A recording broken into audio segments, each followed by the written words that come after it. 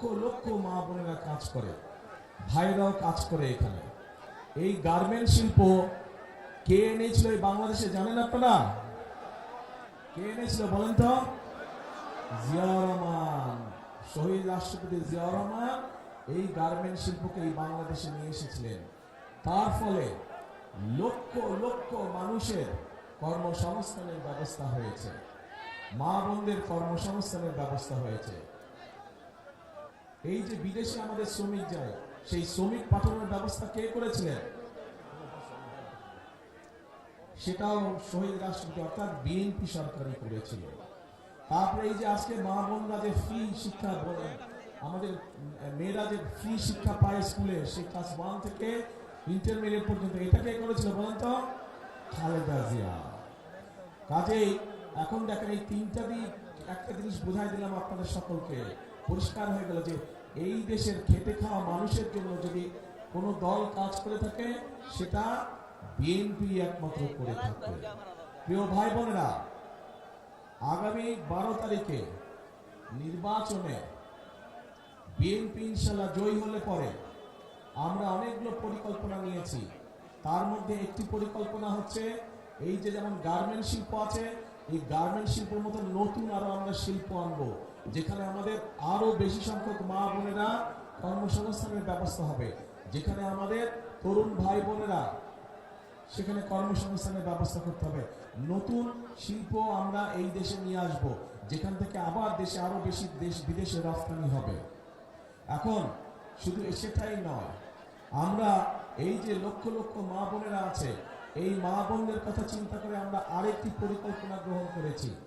এই খেটে খাওয়া মানুষদের জন্য, যেই মারা খেটে খায়, কষ্ট করে সারাদিন পরিশ্রম করে, সেই মায়েদের জন্য আমরা দলমত নির্বিশেষে প্রত্যেকটি মায়ের জন্য, বিশেষ করে খেটে খাওয়া মা যারা, তাদের জন্য আমরা একটি কার্ড দেব, যেটির নাম ফ্যামিলি কার্ড।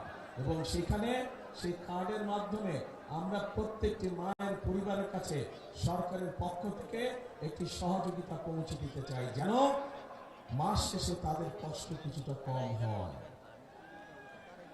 কেমন লাগলো পরিকল্পনা?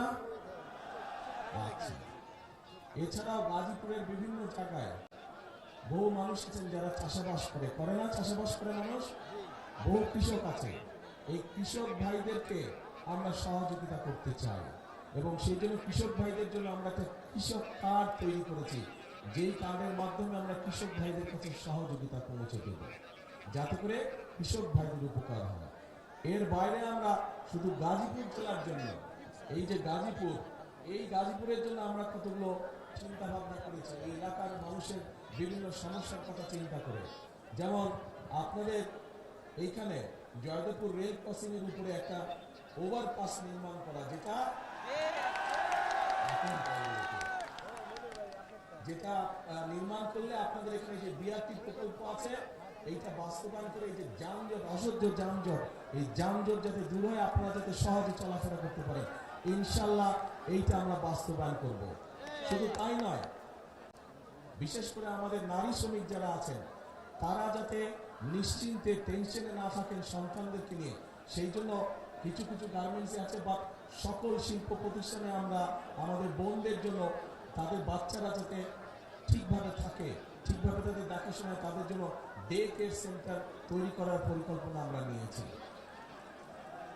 প্রিয় ভাই বোনেরা, আপনাদের এখানে বড় বড় কয়েকটি খাল আছে, তুরা, তারপরে লবণদহ আর চিল্লাই খাল আছে। এগুলো কি বন্ধ হয়ে গেছে? পানি আছে না নাই? চলে? হ্যাঁ, দূষণ সব বন্ধ হয়ে গেছে। এটা কি খাল খনন করা দরকার, পরিষ্কার করা দরকার? করবেন সবাই মিলে? আমরা যদি শুরু করে কাজ করবেন, কারা কারা যাবেন? হাত তুলেন। কারা কারা পরিষ্কার যাবেন?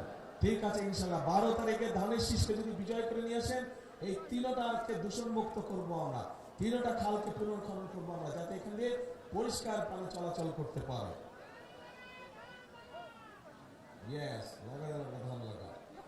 প্রিয় ভাই বোনেরা, আপনাদের এখানে শ্রমিক ভাইদের জন্য আমরা, আমাদের একটি পরিকল্পনা আছে। যে তাদের আবাসনের সমস্যা আছে, বিরাট সমস্যা আছে আবাসনের, তাদেরকে স্বল্প মূল্যে যাতে থাকার ব্যবস্থা করা যায় সেটিরও একটি পরিকল্পনা আছে আমাদের শ্রমিক ভাইদের জন্য। এখন এই যে এই পরিকল্পনাগুলো আমরা গ্রহণ করেছি, এই পরিকল্পনার পাশাপাশি আমরা নারীদের জন্য ফ্যামিলি কার্ড, কৃষক কার্ড করছি কৃষকদের জন্য।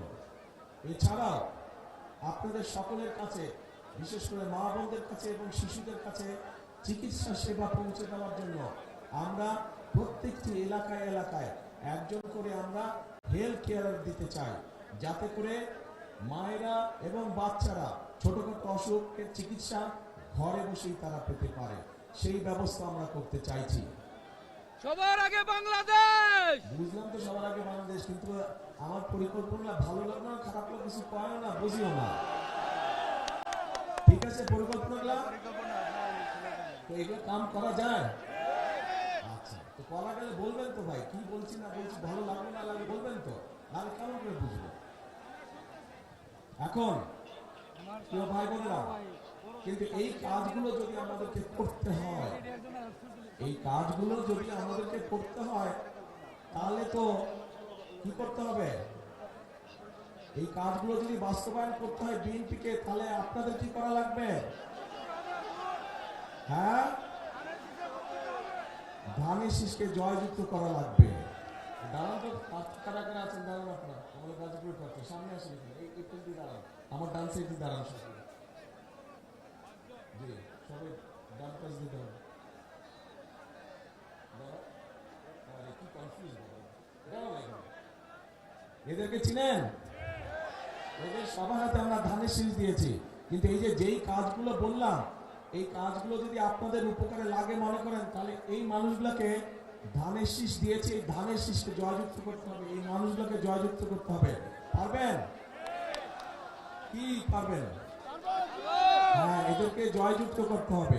এদেরকে যদি জয়যুক্ত করা হয়, তাহলে এই যে খাল খননের কথা বললাম, এদেরকে যদি জয়যুক্ত করা হয়, তাহলে যে ফ্লাইওভারের কথা বললাম, এদেরকে যদি জয়যুক্ত করা হয়, তাহলে শ্রমিকদের আবাসনের কথা বললাম, এই সবগুলো কাজ, এই যে নারীদের জন্য ফ্যামিলি কার্ডের ব্যবস্থা, কৃষক কার্ড, এই সবগুলো কাজ করা যাবে এই ধানের শীষ যাদের হাতে তুলে দিয়েছি এদেরকে জয়যুক্ত করলে পরে। কিন্তু এই যে 12 তারিখে বসেন, এই যে 12 তারিখে যে আপনারা যাবেন, কোথায় যাবেন বলেন তো? সকাল সকাল, হ্যাঁ, ভোট কেন্দ্রে। কখন যাবেন? হ্যাঁ, কখন যাবেন?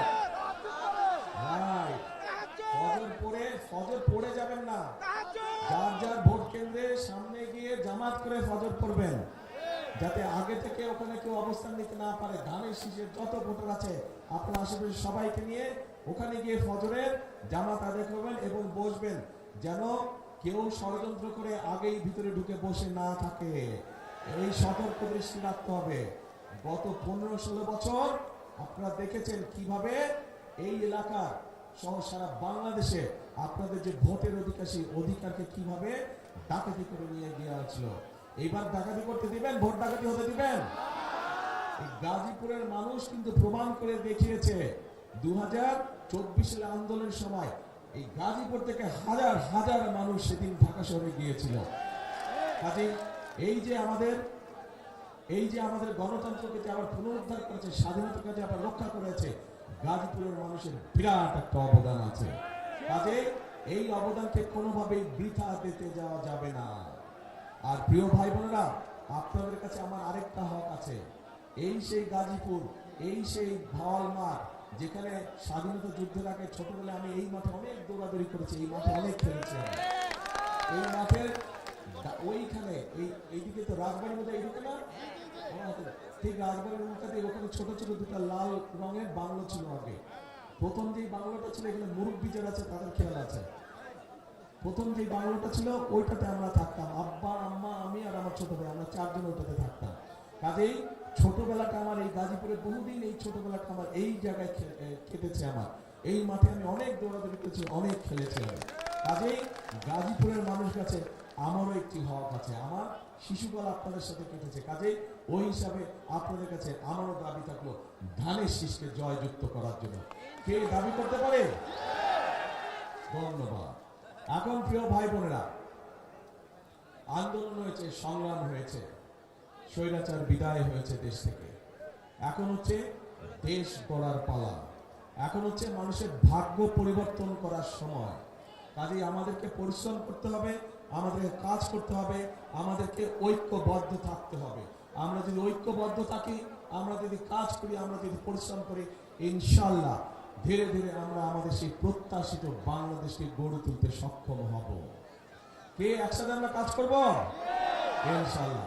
সেজন্যই আমি বলি, সেজন্যই আমি একটি কথা বলি, করব কাজ, কে করব কাজ, গর্ব দেশ, সবার আগে রাইট, সবার আগে বাংলাদেশ। কাজে সেই বাংলাদেশকে যদি গড়ে তুলতে হয়, তাহলে আমাদেরকে একসাথে থাকতে হবে, আমাদেরকে সঠিক লোককে ভোট দিয়ে জয়যুক্ত করতে হবে, যাতে তারা আপনাদের সমস্যার সমাধান করতে পারে, এলাকার মানুষের সমস্যা করতে পারে, এলাকার সমস্যার সমাধান করতে পারে। এবং আমাদেরকে সতর্ক থাকতে হবে, যেই অধিকার আদায় করার জন্য হাজার হাজার মানুষ জীবন দিয়েছে, সেই অধিকার যাতে ষড়যন্ত্র করে আর কেউ ছিনিয়ে নিতে পারে না। এই ব্যাপারে আমাদেরকে সতর্ক থাকতে হবে, সজাগ দৃষ্টি রাখতে হবে। প্রিয় ভাই বোনেরা, ইনশাল্লাহ খাল খনন কর্মসূচিতে আপনাদের সাথে আবারও ইনশাল্লাহ দেখা হবে, কিন্তু সেটা 12 তারিখের পরে। আপনারা ধানের শীষকে জয়যুক্ত করলে এই পরে ইনশাল্লাহ আমরা খাল খনন শুরু করব। দেখা হবে আপনাদের সাথে খালের মধ্যে, ঠিক আছে ইনশাল্লাহ। আল্লাহ হাফেজ। বাংলাদেশ জিন্দাবাদ, বাংলাদেশ জাতীয়তাবাদী দল জিন্দাবাদ। আসসালামু আলাইকুম।